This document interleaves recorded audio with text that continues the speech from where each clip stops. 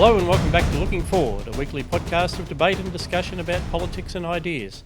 Just when you thought US politics couldn't get any more interesting, Trump's bout with COVID has completely changed the symbolism of the campaign. Is it good to appear strong, or does it make him appear reckless? We'll be looking at the optics of Trump's illness and its impact on the polls, how those polls are going, what it means for the election, but we'll also be talking about COVID and Trump and his actual treatment plan. What does that tell us about what doctors are thinking about how you treat patients with COVID? Is it really just a long wait for a vaccine, or there are actually things that we can do in the meantime? That's certainly something worth talking about, since vaccines don't look like they're coming anytime soon, according to Josh Frydenberg. So, and we'll be talking about that federal budget as well, where we're banking on a vaccine by the end of 2021, and in the meantime, we'll all go bankrupt. We'll all spend a lot of money on supposedly boosting the spending power in the economy. Infrastructure, Scott. It's all infrastructure. Tax cuts. We're all Keynesians now, Chris. That was my co-host, Chris Berg, interrupting. Welcome, Chris Berg from RMIT University. Thank you, Scott. That's Chris's way of saying get on with it, Scott. Look, it would be rude to suggest that. Yes. Go on. Well, we have done this, for 83 shows now. I think you can probably interrupt once or twice in my introduction. I'm also very pleased to welcome, fresh from a deep analysis of the federal budget that he conducted last night with Gideon Rosner and other panellists from the Institute of Public Affairs, none other than our Director of Communications, Evan Mulholland. G'day, Scott. G'day, Evan. Great to have you on the show, mate. Yes, we'll be talking more about that budget, but as I mentioned, I did want to start with Trump. I thought this week we might be talking about the wash-up of the debate, but a lot's happened since then, Chris.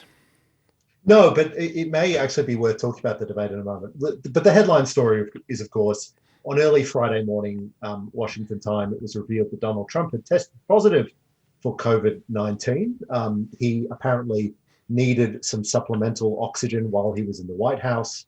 On Saturday, he was transferred to the Walter Reed Medical Center, where he may or may not have received additional oxygen, but he certainly has received a cocktail of drugs, in fact, multiple cocktails of drugs, which I think we'll go into in a moment. And in the last 24 hours, he's been discharged, or he has discharged himself from Walter Reed, and has returned to the White House in scenes that he's obviously trying to project a message of triumph, having defeated the virus. I think defeated is one of the words that he's been using. I thought, let's start on the politics. Evan, what's your hot take? How does this rather incredible set of events, rather incredible 3 days in US politics, how does it affect the presidential election? Well, they say there's always an October surprise, and they definitely got one. Usually it's a planned surprise. I don't know this is a planned surprise. Yeah, true. And they definitely got one in Trump contracting the coronavirus. Now, I do think on the politics, people will probably view the president as perhaps a bit reckless, and it does play into the Democrats' line about the president not taking the virus all too seriously. And, a lot of people can then jump on that and say, well, it's Trump's fault that he got it. He's not wearing a mask often enough. He's not social distancing with his team. So it does play into that logic. I think the recovery is a bit different, though. I think the fact that he was able to recover the virus from the virus in about 3 days and able to portray that strength does more to break the sort of psychological stranglehold the virus has had on people in the US than any mask or vaccine would. And I'll contrast this with the UK, because as you remember, it seems like a lifetime ago now, but Boris Johnson, the Prime Minister there, contracted coronavirus, and that he was unfortunately on a ventilator for a while. And I think that played into the national psyche a bit more. And, there's lots of commentators now saying that he hasn't really recovered his mojo since that event. So I think the fact that the president can, at least he might look sick, but at least portray strength and portray normality, I think will do a lot for the psyche of the nation. But at the first instance, I think thinking about the secondary consequences is interesting. But at the first instance, this is exactly what Donald Trump doesn't want, which is to put coronavirus once again back at the center of political debate. We were on the show just a couple of weeks ago talking about the nomination of Amy Coney Barrett to the US Supreme Court and how that may be seen as a way to discuss something in the Republicans' home territory.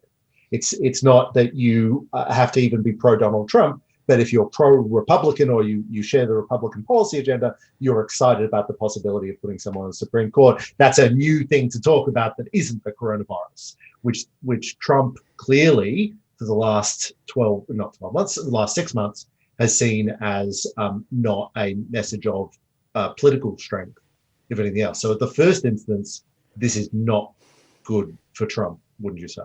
Yeah, I think it's a bit so-so. I think it would have been a bit worse if he had have been in hospital for longer.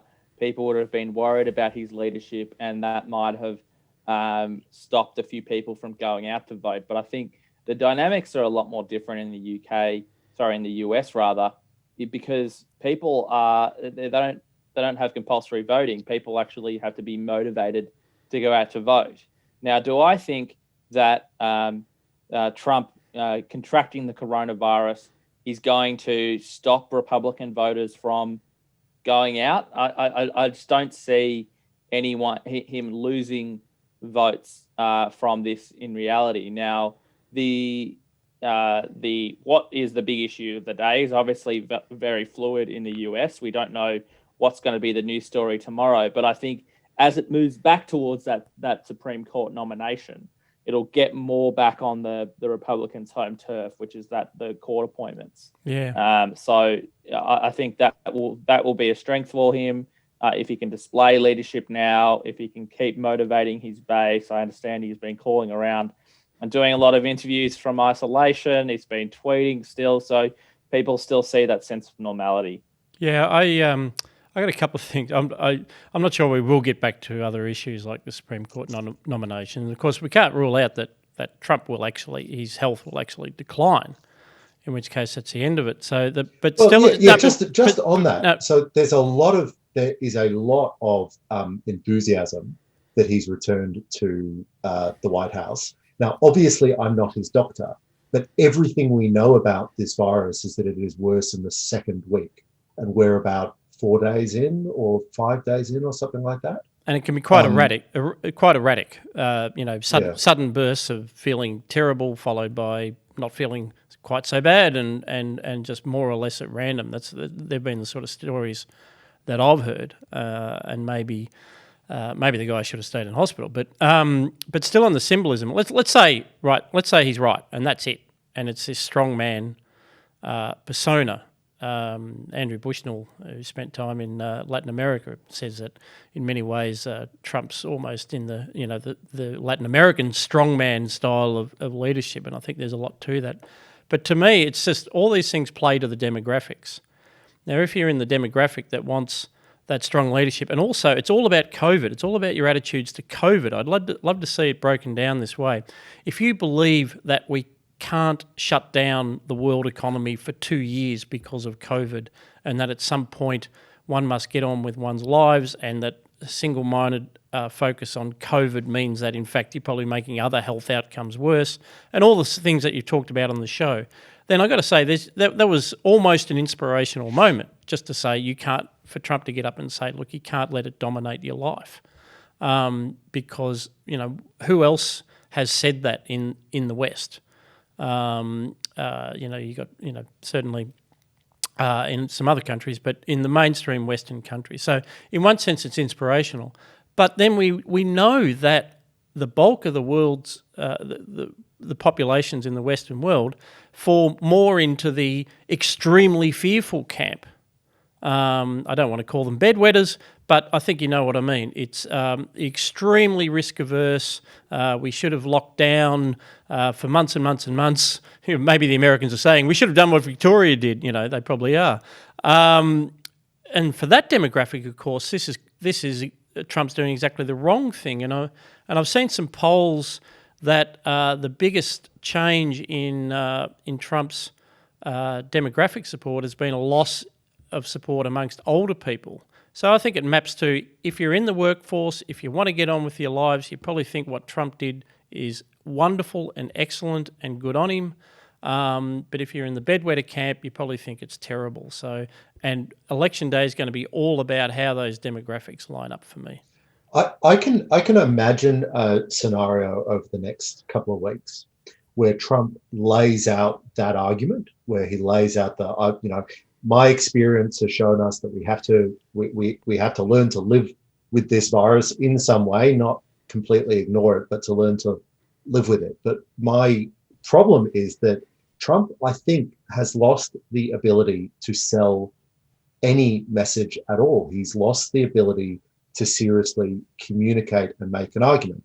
Now, to spell this point out, think about 2016, where he did sell a really clear message. He sold a coherent story about how the Republican Party had abandoned the working class, particularly the white working class, to the significant detriment of the economy. He talked about the harm of the opioid crisis in the United States and all that sort of thing. So much so that it affected, at least on the Republican side, basically a complete political realignment. And we got this huge ideological, philosophical reinvention of what it meant to be a Republican.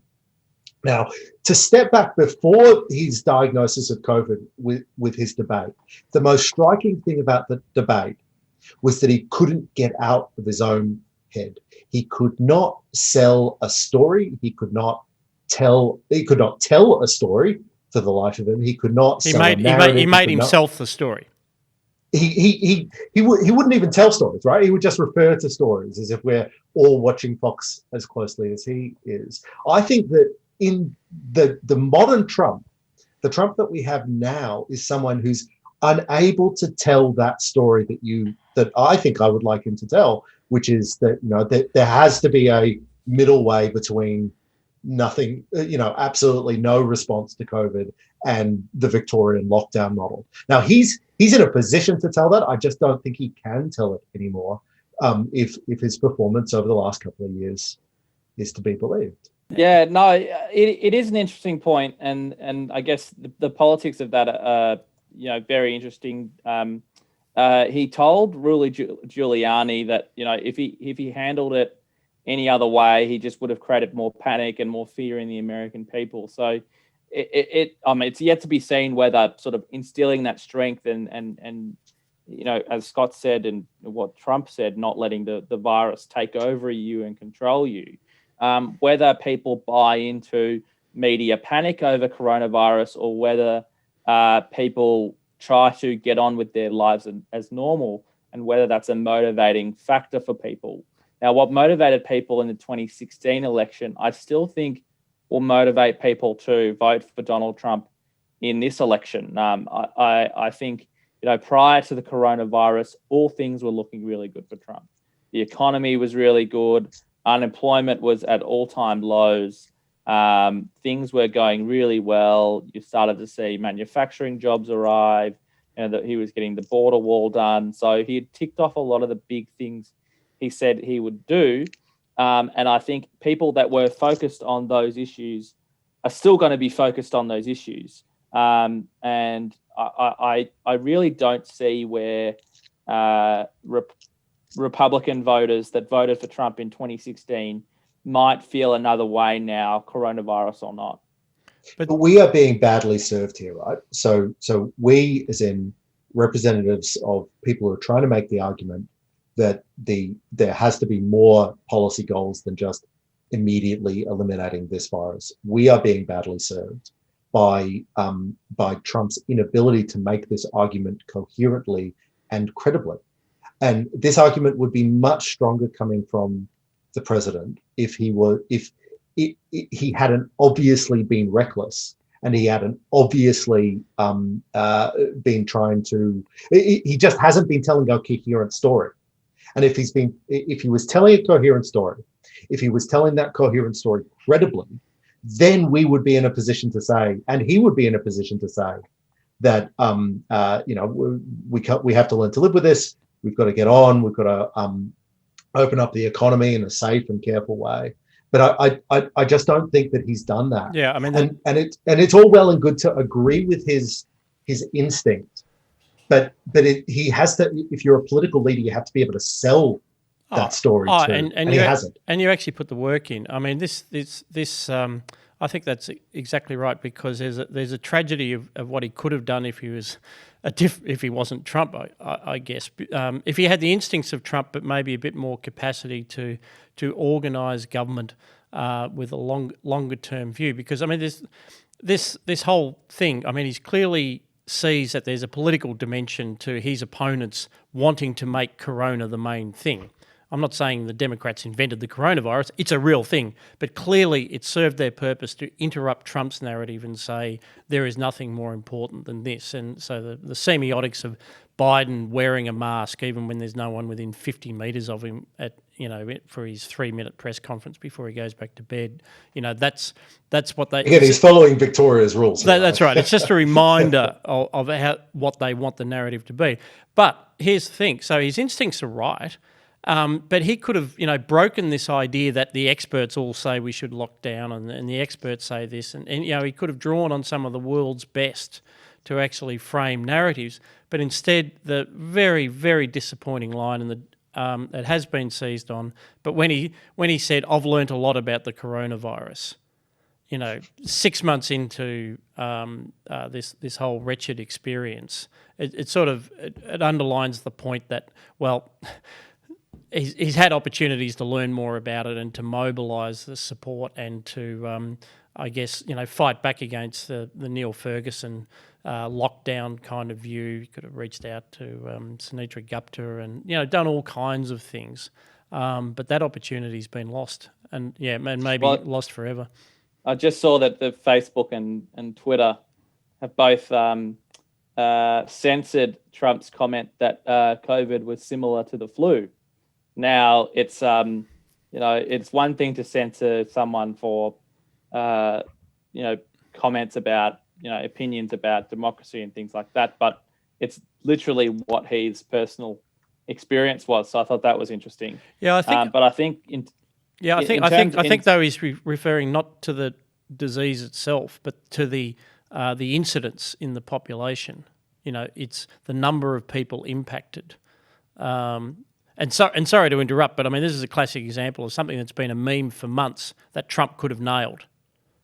He could have actually stood up there with a chart and said, this is percentage of population impacted by a seasonal flu in an average year, and this is percentage of population impacted by COVID-19 in an average year, and away you go. And it'll be interesting to judge whether this changes people's attitudes towards COVID, not necessarily towards Trump as we're talking about, but towards the virus itself, because people might look at what's happened and think, hey, someone who's over 70, and let's face it, a touch overweight, if they can get the virus and be fine, people are going to be a lot more confident about how they undertake their everyday lives than they otherwise would have been. Yeah, so just before we move off, how would you rate, where do you think the election stands right now, Evan? I still think it's going to be very close. I think it could go either way. Probably a soft, just Biden victory, but it could very much be Trump by a few states. It just depends on how the last couple of weeks goes in terms of the electoral process. There's bound to be more surprises, but I think it's going to be very close regardless.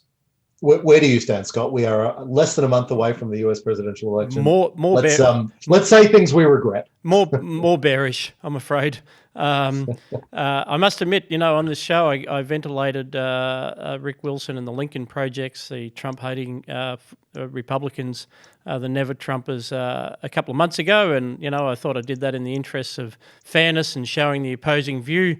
But the closer the prospect of a Biden victory becomes, the more unhappy I am about it, I must say, and potentially a thumping victory too that could deliver the Senate, and then open up the prospects of admitting District of Columbia and Puerto Rico as states, which is almost like a gerrymander. This is very, very concerning to me. I don't think it was COVID. I think the debate probably was a break point. Biden, I think, was within that attackable range of 6 to 7% in front of the polls. You could argue shy Tories and so on, but Chris, those numbers have actually just got worse, haven't they? They have. I was just looking at it today. The numbers are just extraordinary. We're looking at 538, which is a very useful polling aggregator website, amongst other things. Just looking at the net Biden up on all the polls that were just released today, right? I'll just read them quickly. Biden plus 11, Biden plus 12, plus 11, plus 8, plus 7, plus 9, plus 10, plus 15, plus 16, plus 14, plus 7. Look, I can imagine a world in which there is a shy Tory effect. I can imagine how polls could be systemically wrong. But given all the evidence that we have and our inability to predict poll biases and wrong polls ahead of time, I think you'd be reckless not to assume just a massive Biden blowout at this stage. The betting markets, the polls, they are the only pieces of evidence we actually have about how people are going to vote, and it just looks like a landslide to Biden at this stage. It does. So, but that could change. Politics is a funny business. And I dare say we'll talk about it some more on future episodes of we may touch on of looking forward. So the other part of the narrative about Trump ultimately going to hospital, which I dare say he didn't want to do, was the fevered coverage of his treatment plan, and including the cocktail of drugs he was taking. Even people poring over the fact that he was taking vitamin D, like this was some kind of an issue, given that you can get it over the counter. Same with zinc. It's actually unearthed a bit of a sort of a subterranean debate, or actually one that we've tried to have on this show, about how clinicians actually treat COVID-19. We've made the point on this show that all the headline coverage just seems to be about waiting for a vaccine, whereas we know that over the 6 months, doctors have learnt a lot about how to treat COVID-19, how to ameliorate its symptoms. There's still no cure, obviously, but there are drugs out there that can have beneficial impacts on patients' health and reduce chances of mortality. And it looks like they sort of threw pretty much everything except, funnily enough, hydroxychloroquine, Chris. That's right. So we might talk about it in a moment. But Trump has been given just a large suite of medications. Of course, most people in his situation would get a large number of medications, so we shouldn't be shocked by the volume. But I think it is interesting that some of the medicines he's gotten have not been approved for general use. Some of them are only in stage 3 trials or are under emergency use authorizations, particularly while he was still in the White House. A press release went out that said he was given a monoclonal antibody or by a company called Regeneron. Now, this is a medicine that is currently under trial and has not been approved by the FDA. I think this is interesting, not because the president got it, but because it continues to demonstrate one of the underlying stories of this crisis, which is the very, very slow approach to medical authorizations that so many of the needed treatments have received. And as a couple of people have pointed out, Donald Trump managed to get this, but a lot of people who are sick with COVID have not been able to get access to these medicines. Why the hell not? Why are we living under a regulatory system that would rather people die than experiment with these new drugs? If you're in a absolutely critical stage in your care, why are many people unable to get access to those sorts of drugs at all. There's a lot of talk about right to try policies, right to try, if you should be able to try experimental medicines if you're in a life-threatening situation. This is, I think there's a big story here, a big underlying story about how the medical profession, not the medical profession, not doctors per se, but how medical regulators, how medical ethicists, how a lot of the public health people that we don't speak about as much on this show have really failed to stand up and rethink some of their assumptions during the pandemic. Evan, what's your view on this? So were you surprised by the sorts of drugs that he could get access to? Are you do you share my concern with the medical regulators that we have?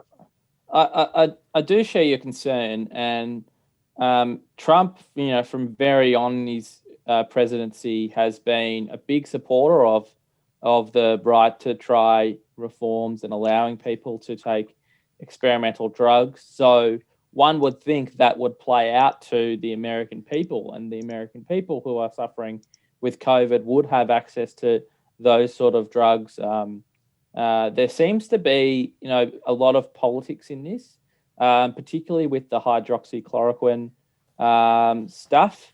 Now, there's lots of debates between different sides on that particular drug, and I'm not going to take a side in that, but it very much seems to be have gotten sort of different sides of the medical community into political debates where there's ultra partisanship.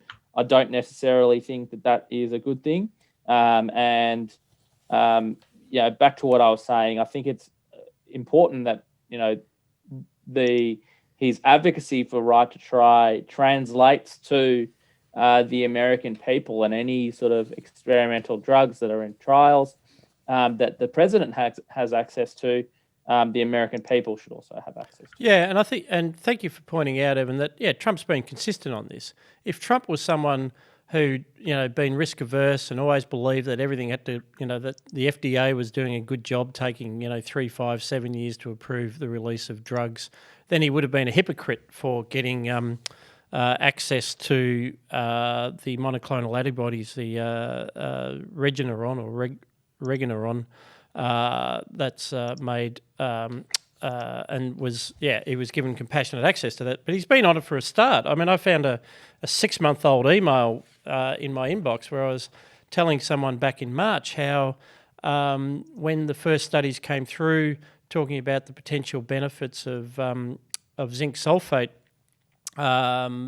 just because it assists the immune system, and because 40% of Americans are deficient in zinc, he was very supportive of the FDA allowing off-label use, these kinds of things. He's been completely consistent, and in fact we should be doing more of it. And what annoys me is, as I was reading the chatter on social media, those who wanted to call into question, virtually implying that Trump's doctors were all quacks. And there's whatever treatment it was like, oh yes, but it hasn't been through double-blind peer review and a 3-year study. They even said that about vitamin D. I mean, I'm looking at the ABC News, the American ABC website. It literally said of vitamin D, at this point, studies have not demonstrated that taking a vitamin D supplement can help fend off COVID-19 related illness. Now, that may well be the case, but I would have thought vitamin D falls into the category of chicken soup. Like, it's not going to hurt. But it's just this insane thing that until some great authority, until the CDC signs it off or the FDA or whatever signs it off, you can't do it. I mean, if clinicians had followed that approach, there'd be millions more people dead around the world. Thank God they just get on with it. They form their own understanding of what's happening in the real world based on real-time published documents shared amongst the medical profession. But we've missed a lot of tricks here as well. And I think one of the things that we should learn to regret is our inability to challenge some of these presumptions. So one of the things that a number of free market economists actually have been talking about, like Alex Tabarrok, who you might know, writes on Marginal Revolution with Tyler Cohen, has been talking about the virtues of challenge trials for vaccine development and other other treatments. So challenge trials are where you give people controlled infections of a disease. So you would give someone deliberately a controlled infection of COVID-19 and then see how their body responds under certain conditions, say, if they're trying a new vaccine or so forth. Now, the medical ethics community hates challenge trials and hates it for really predictable reasons. What you would pay these people and you're asking people to take money to put their own health at stake? That is so deeply unethical. Now, I think that this is a no-brainer that we should have been doing this from day one, really. Obviously, for people who would be likely to survive the disease anyway, obviously for, not for the elderly or anything like that. But instead, what we've had to do is this multi-month long process of stage 1, stage 2, stage 3 trials that can take forever because we wait around. So the way vaccine development works is we give people a potential vaccine and then we wait for them, hopefully, to come in contact with someone who's got COVID. We just wait around. And that's why it takes so long, right? It is an incredibly slow process just because we're going to wait. And it's really hard to do in environments where there's very low numbers of the disease. And that's why the vaccine is taking so long. We could have fast forwarded this if the medical ethics community had the gumption and we had the courage to challenge them on this, to change some of their sort of default assumptions. We are not in a normal world. We should have been doing new things. Where's Greg Hunt on all of this? All Greg Hunt talks about is a vaccine. What are we supposed to do in the meantime? That's right. Come on, Greg, what are you doing about it in the meantime? But, so Australia's in a funny position, right? Though, we're not leading the development of these vaccines. We just sit back and the Australian government writes contracts to buy imaginary vaccines.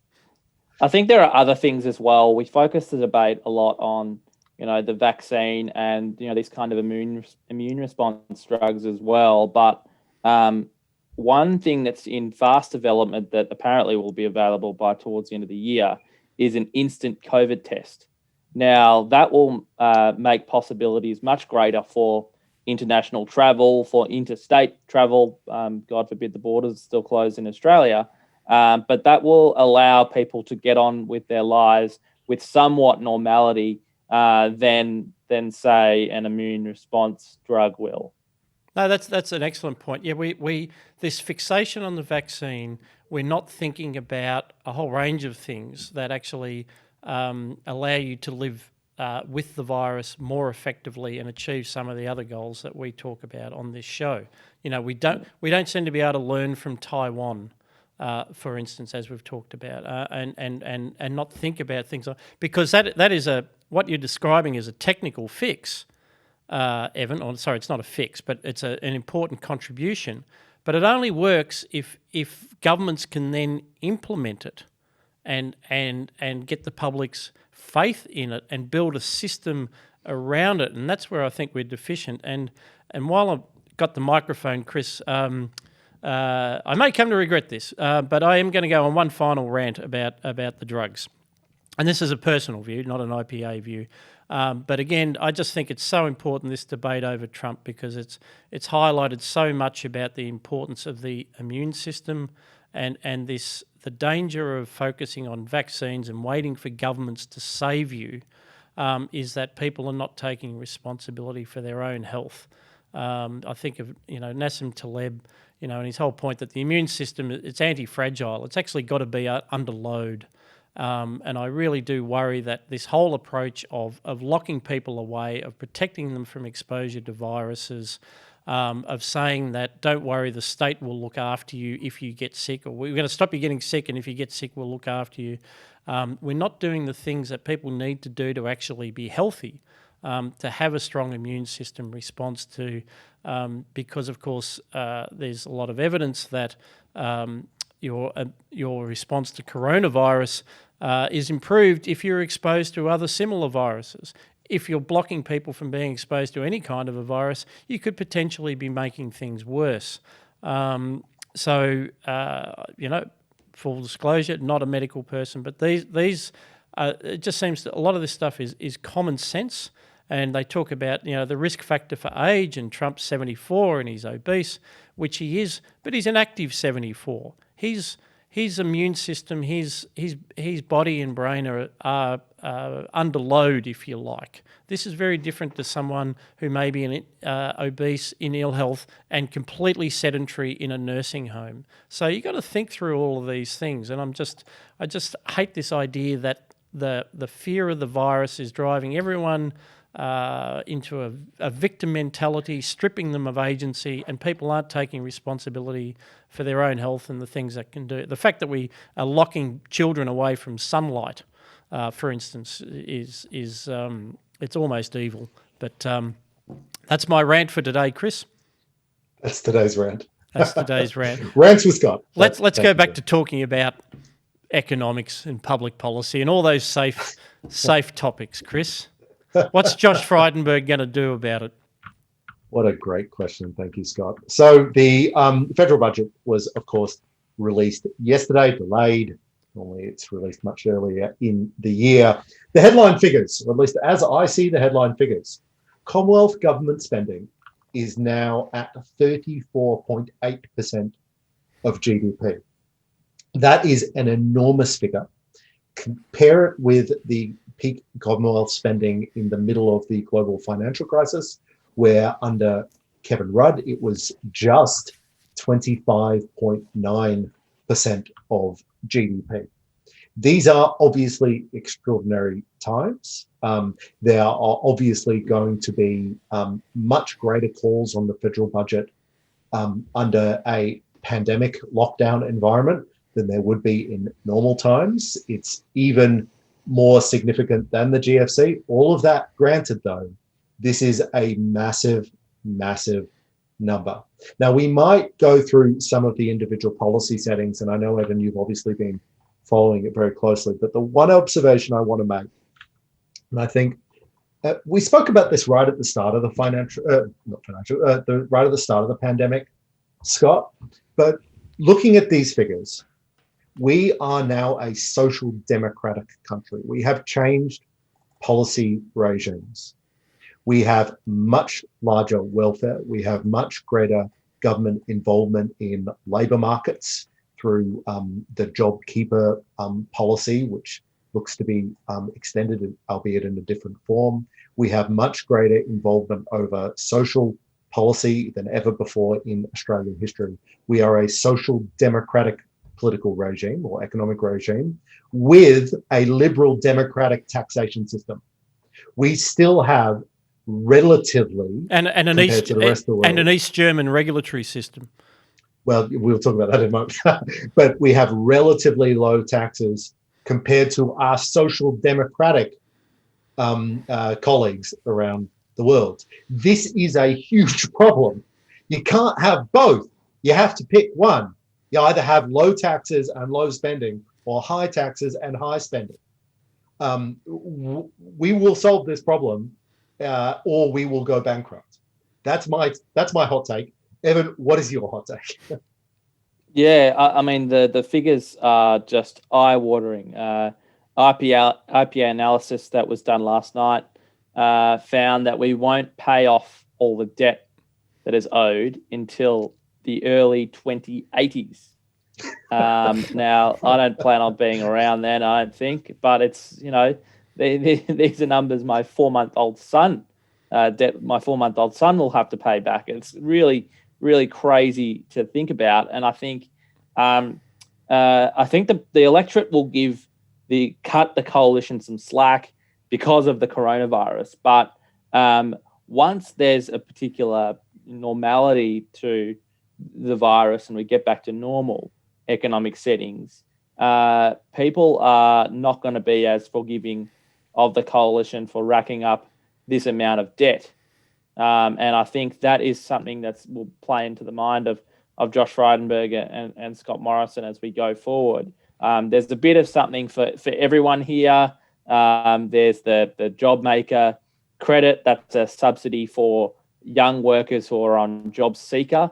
So I think it's $200 for 16 to 30s, $100 for 30 to 35 an age group. But what that is effectively doing, I think, is wagering against our clunky and unworkable industrial relations system. It's so hard to employ young people in this country that the government has effectively subsidized against its own poor regulation in that area.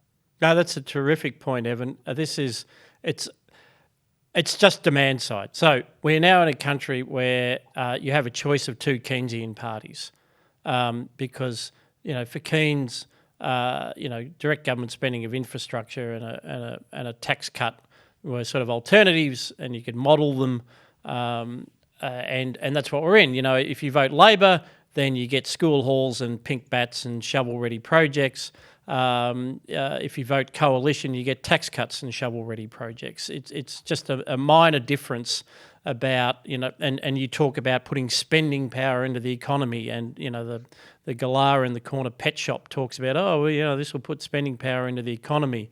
Meanwhile, Scott Pape, the barefoot investor, says, if you get any tax cuts, save them. Don't spend it. So go figure. But completely forgotten about the supply side, actually fixing the things that you're talking about. It's about papering over the cracks. We're supposedly going to adapt to this post-COVID future, but there is nothing in this budget or this direction or in the government's rhetoric which actually talks about making Australia more adaptable.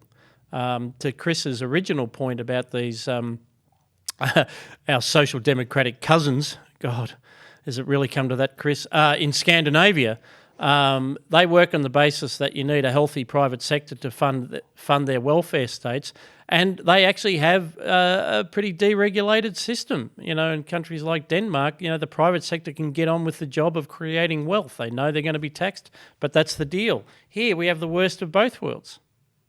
That's right, and so much of this budget, I was reflecting this morning, actually, having watched it last night. So much of this budget it's a crisis budget. So it's a mid-crisis budget.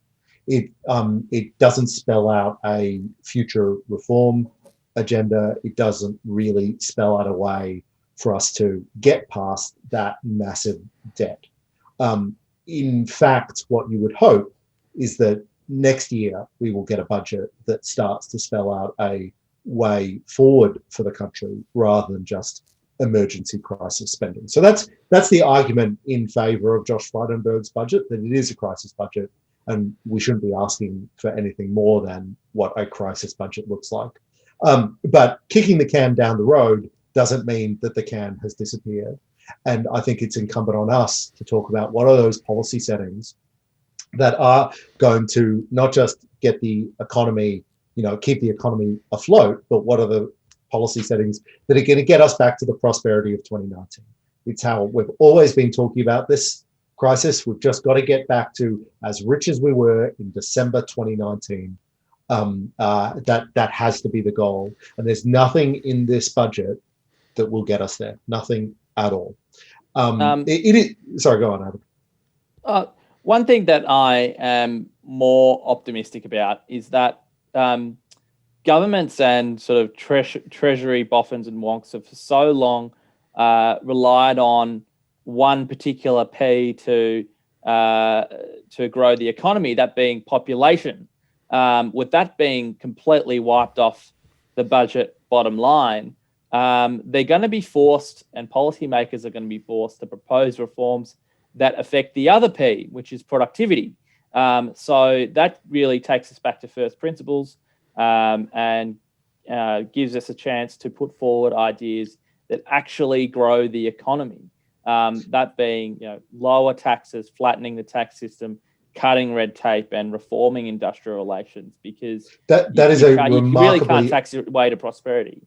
That is a remarkably optimistic approach. That is a really glass half full.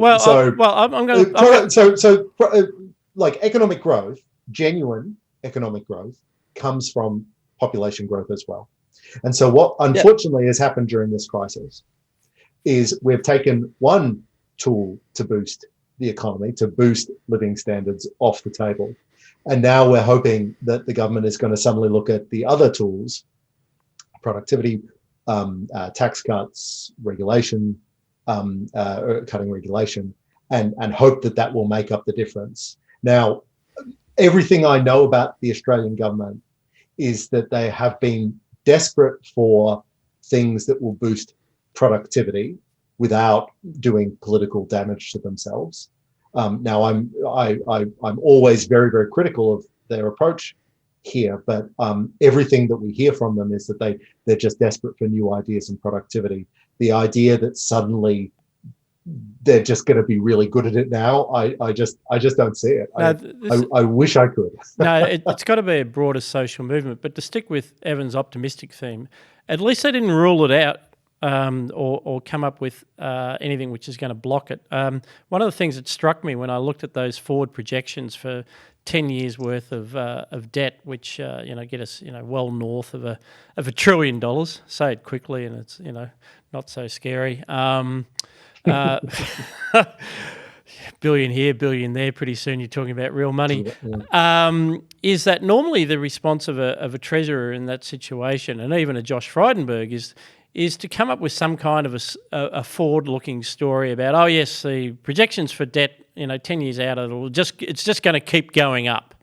And you then tell some story about your long-term plan to get us back into the black and so on and so forth. Frydenberg hasn't even bothered with that. He's taken your, as you say, crisis budget approach, Chris, and just run with that. And he's left the narrative open. And it's a sign of the times that he could do that no one's going to say, oh my God, are you happy with sort of 55% of GDP in debt just, to fund JobKeeper and JobMaker and, Job Wanker and whatever else they've come up with lately.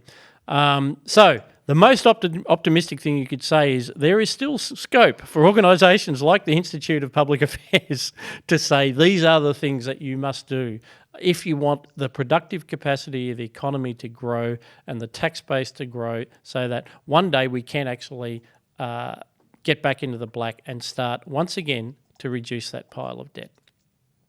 It just becomes more critical that we're spelling those arguments out now. Because we can't have another budget that is just a crisis budget. We cannot have a situation where they tinker on the edges of JobKeeper or Job Seeker or Job Maker or Job whatever. We just cannot have a situation that we are, as I say, we cannot be static at the level of a social democratic economic system with a liberal democratic taxation regime. We just can't have both of them. Now, obviously, my strong preference is that we reduce taxes and we reduce the size of government. But surely any side of politics must agree that is unsustainable on the face of it. Now, I just think it would be incredibly reckless to increase taxes, because that would be cutting off our nose to spite our face. We'd be reducing economic growth. We would be reducing productivity. But we've got to do one of those two things, right? Evan, do you think? Yeah, and they haven't said they are going to cut. They haven't said they're going to raise taxes. The whole, part of the speech was that they're not going to raise taxes in the middle of a pandemic. I think, in terms of some of the good things in this budget that go to that, I think the investment allowance they've announced, I think $10 billion or something along those lines, is good. It's a roundabout way of doing company tax cuts. It'll lead to a lower company tax bill for many companies, as well as the instant asset write-off, the massive expansion of that. Something the IPA actually called for at the start of this pandemic, so that's a very good thing. And will obviously allow small businesses and big businesses alike to be able to flourish and lower their tax take and spending. I think that's a good thing. But the challenge going forward is going to be whether they can get this spending under control. The politics of it is they've come out and they've said we're not going to bake in spending like we did during the GFC. We've still got baked in spending from the GFC that hasn't been able to be repealed through the Senate, that is still going on from the GFC. So all of the stuff they've said, their line is that it's proportionate and scalable. And so the challenge will be here for Scott Morrison and Frydenberg to be able to turn off the tap. Now, it's a lot easier to say you're going to do that to actually do it themselves. We know that from history. Yeah, and you're right there to highlight the tax cuts which are targeted at business, which it is at least getting towards the productive sector of the economy where wealth is actually created. So we will actually treat that as a positive outcome out of, as I say, out of the range of ways that you can provide that fabled Keynesian boost to the economy. That is one way that might actually deliver some returns. If that unlocks some investment, which is at historically low levels, as IPA research has shown, actually unlocks some investment, which sets companies up for growth in the future and sets Australia up for growth in the future, then it's a good thing. Yeah, that's right. Thank you for that analysis of the budget, Evan and Chris. You are listening to Looking Forward, which is a production of the Institute of Public Affairs. If you're not already a member, please do go to ipa.org.au and see how you can join or donate. You'll also find information on our other great podcasts like Viral Banter, the Young IPA podcast, or Gideon Rosner's new podcast, which I think they're now calling Taiwu, the IPA with you. That's an absolute ripper, covering particularly topical issues relating to coronavirus at a deeper level than we've discussed today. And if you're listening to this on a podcast platform, this is your chance to give us a 5-star review. If you don't want to give us a 5-star review, well, just forget what I just said. But we have come to that part of the show where we talk books, culture, movies, whatever people have been reading, watching, and listening to. Chris, would you like to take it away? Yeah, sure. So I'm doing listening to this time, Scott. So I actually recently, for a long time, I had the Google Play music service, and it's been Google Play is being shut down, or the music service, and it's trying to push everybody onto YouTube Music, which is awful. So I moved over to Spotify finally, and one of the cool things about Spotify is that you can search by label. You can search by the producer of the music, or the label that publishes the music. So I've been listening to a label quite a lot, actually, called Cryo Chamber. Cryo Chamber does dark ambient music. Many of our listeners, if they go and listen to this music, might justifiably say, that's not music at all, that's just sound. That's just, you are listening to wind. You are listening to an hour of wind. And they wouldn't be completely wrong to say that, but it's also really great background music if you're writing. I've said in the past on this podcast that most of what I do when I'm writing is try to find some atmospheric music that allows you to, A, concentrate on what you're writing, but makes the act of writing, which is incredibly boring, slightly more dramatic. And this really fits the bill to give you, and I'm not going to play any because the track I have in front of me so it's just goes like for an hour and 19 minutes. A tip for any young researchers, any aspiring academics out there. If you want to get your publication records up to the stratospheric levels of Dr. Berg of RMIT University, this is how you do it. So the track I've been, so for example, they've done a series of seven books, is it, Chris? 7 books? They've done a series of collaborative works inspired by the works of H.P. Lovecraft. So one album that I'm listening to is called Cthulhu. And it's just dark, ambient sound. But I really enjoy it. I really recommend you're into it if you are just wanting to listen to some very odd noise. So there we are, Scott. There's a good record. There's no political point there. It's just the thing I do. Yeah, no, it's a wide open world out there. Well, there's and somebody out there amongst our thousands of listeners will be interested in that. There'll be one person that'll go like, "Thank you so much, finally, for sharing this." Yeah, I actually have a book, Chris. Once again, and as you know, Chris. Now you're just showing off. As you know, Chris, my interest in Western civilization and its culture is not matched by my in-depth knowledge of it. I was, unlike Boris Johnson, I didn't get to do a classics degree, can't speak ancient Greek, and have a day job. So you try and pick these things up as you go along. For years, I've had this copy of the, I'll probably butcher the pronunciation, the Oresteia by Aeschylus, which is a series of 3 plays, about 2,500 years old, first performed in Athens. In fact, my aspirations are such that I one day found a copy in a bookshop and thought, yes, I really must read that. It's the only surviving trilogy of plays to come from that era.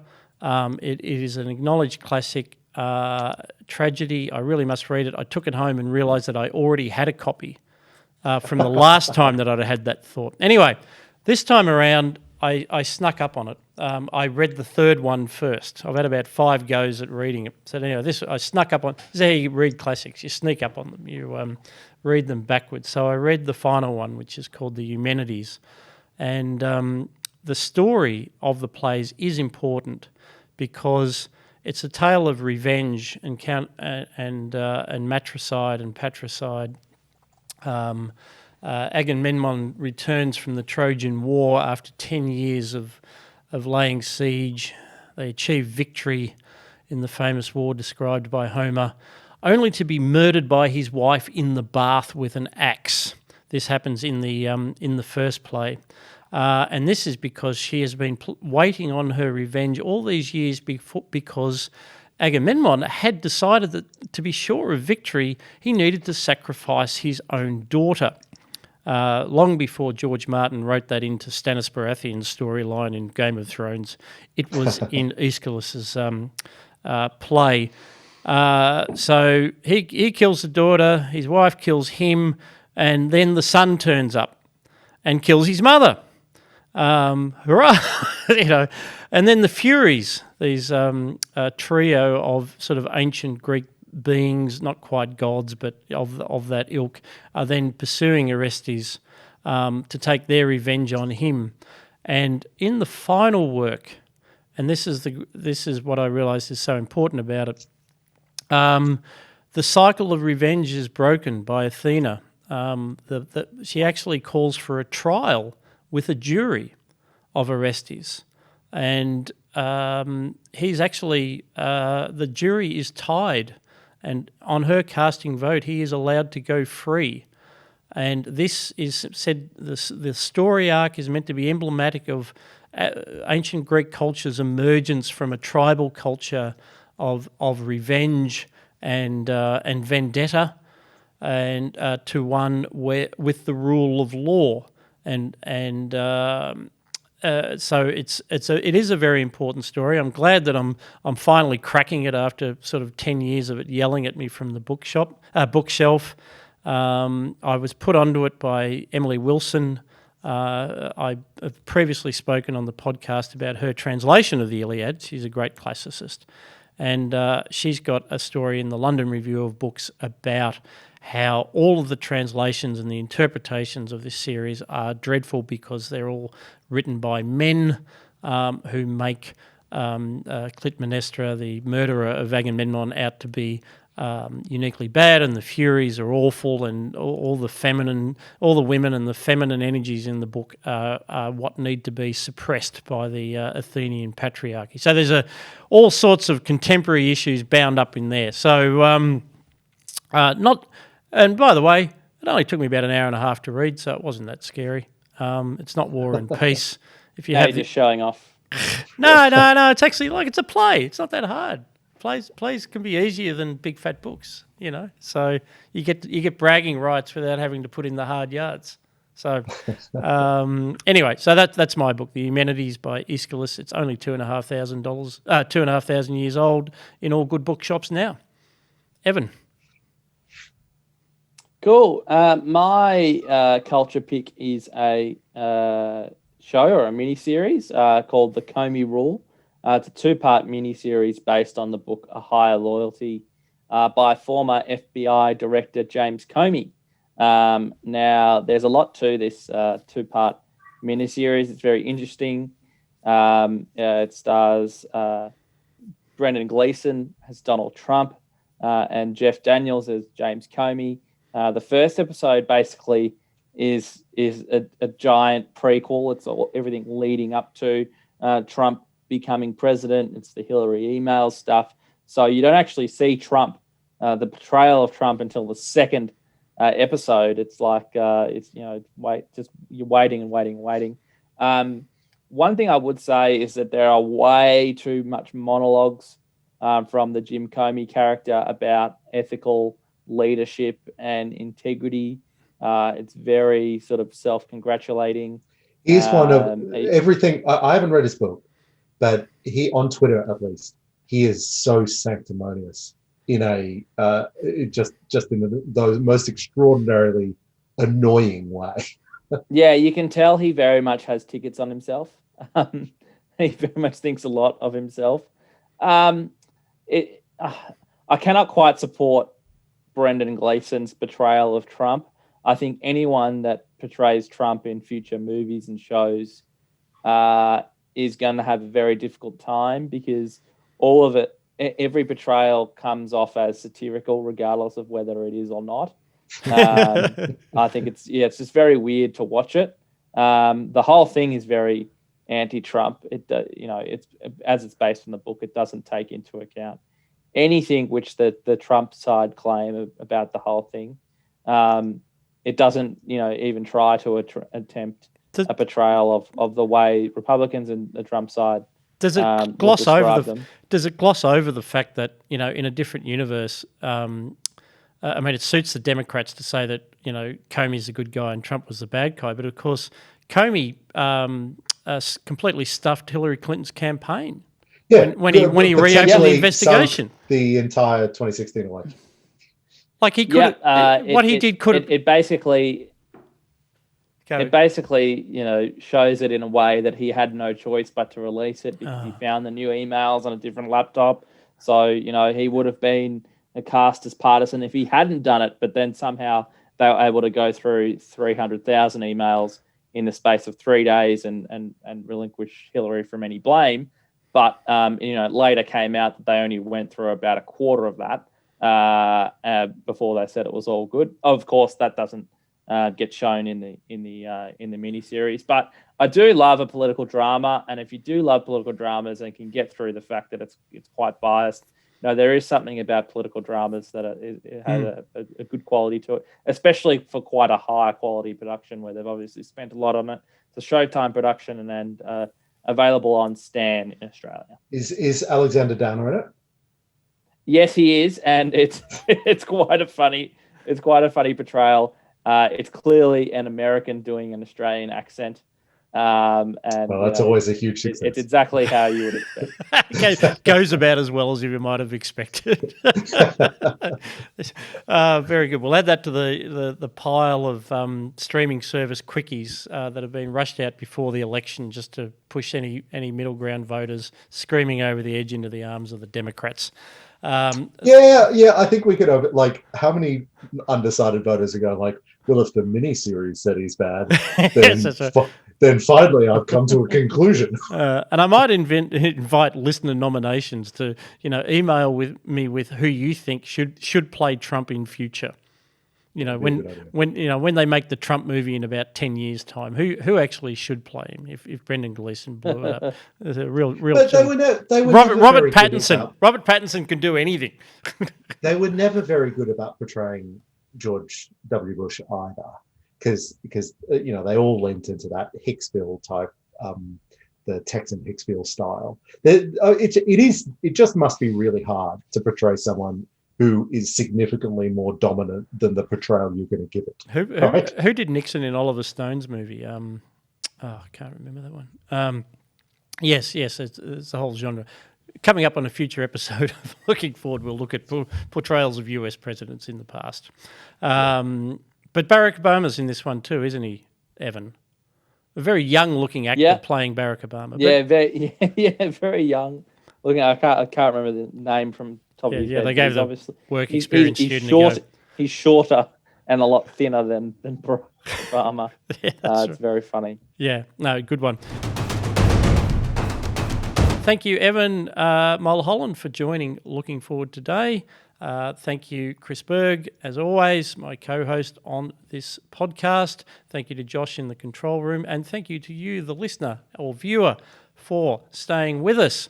You've been listening to Looking Forward, a production of the Institute of Public Affairs. We'll be back with more next week.